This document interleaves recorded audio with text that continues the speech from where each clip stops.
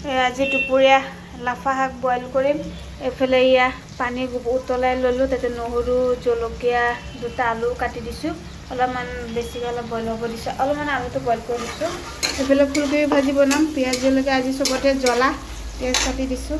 তাৰপিছত এইফালে ইয়া ফুলকবি ভাজি বনাম, ফুলকবি ভাজিটো বইল দেউতাক স্কুলৰ পৰা আনিলোঁ, আনি খুৱাই বোৱাই দিলোঁ, তাইক খুৱাই আজৰি কৰি দিলোঁ, তাইক খোৱা হৈ গ'ল। তাৰপিছত এইফালে মাংস অকণমান আছে, এইখিনিকে শুকানকৈ ভাজিছোঁ। তাৰপিছতে লফা শাকখিনি দি দিওঁ। এয়া এদিন আনিছিলোঁ, বহুত দিন হ'ল, বইল কৰি খালোঁ, শুকান মাছ আছিল দিছিলোঁ, ভাল লাগিলে। আজি শুকান মাছ চাছ নাই দিয়া, এনেকুৱা কৰি বইল কৰিছোঁ। আৰু সৰু সৰুতে আমাৰ মাহঁতে মাছ দি বনাইছিল, বহুত ভাল লাগিছিল। সেনেকৈ মই নাজানো কেনেকৈ বনাই, কিন্তু এনেকৈ কৰি বনাইছোঁ, তো খাবলৈ কেনেকুৱা হয় নাজানো আৰু। এয়া মোৰ আজি দুপৰীয়া ৰন্ধা বঢ়া কমপ্লিট হৈ গ'ল। লফা শাক বইল, দেখিবতো ভালে লাগিছে, খাব কেনেকুৱা সেইটো নাজানো। এয়া লফা শাক বইল হৈ গ'ল, ইফালে ফুলকবি ভাজিও হৈ গ'ল। তাৰপৰা ৰাতিৰ কাৰণেও বনাই লৈছোঁ, ৰাতি আৰু নবনাওঁ, বনাব মন নাযায়। ভাজিও হৈ গ'ল। এইখন মোবাইল চাই আছিলে, আহি গ'লে এয়া আহা।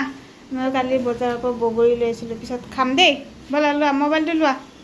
দুপৰীয়াৰ ভাতটো একদম সজাই ৰেডি কৰি আনিছোঁ মই, এইয়া দেখিছা, হোটেলৰ নিচিনা সজাই দিছোঁ। এইয়া নাখাবা, চব্জি খোৱা। এয়া ধুনীয়াকৈ ওলাই দিছোঁ ভাত। সেইটো বইল চব্জি খোৱা। গাইছ আজি বহুত টেষ্টি বস্তু খাব ওলাইছোঁ। কি হয় এইটো জানা, বগৰী, ধনিয়া, জলকীয়া, নিমখ এনেকৈ বনাই লৈছোঁ। মানে চাটনিটো বনাই লৈছোঁ, নিমখ জলকীয়া আৰু ধনিয়া। এইফালে বগৰী কালি বজাৰৰ পৰা আনিছিলোঁ, এইবিলাক খাওঁ, ইমানে লোভ লাগিছে বোলে। মই বগৰী কালি দেখা পাই লৈ আনিলোঁ। এতিয়া বগৰী যদি ধনিয়া পাত জলকীয়া এনেকৈ যদি চাটনিটো বনাই নাখাওঁ কেনেকুৱা হ'ব। কিমান খাইছিলোঁ সৰু থাকোঁতে আমি এনেকুৱা।